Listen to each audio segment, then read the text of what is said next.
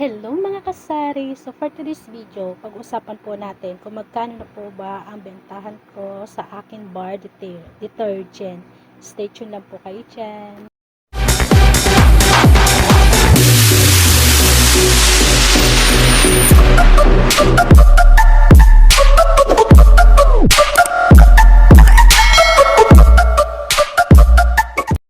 Hello po! Magkano ba ang bentahan natin sa ating bar detergent? So nandito ako, meron akong malistahan dito. Yung wings bar na 130 grams, ang puhunan ko sa kanya is 9.55.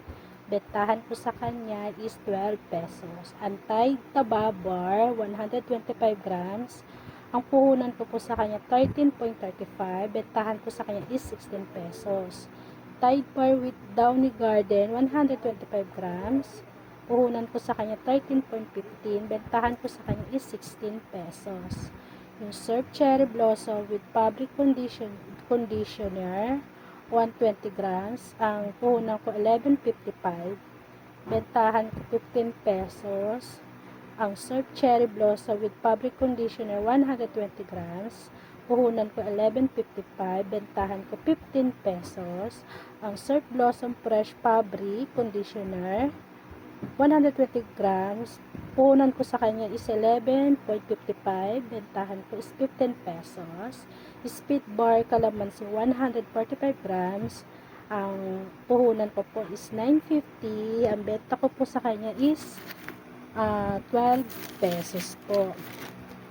Ang Champion Bar Supra Clean, 130 grams. Ang puhunan ko sa kanya 10.80.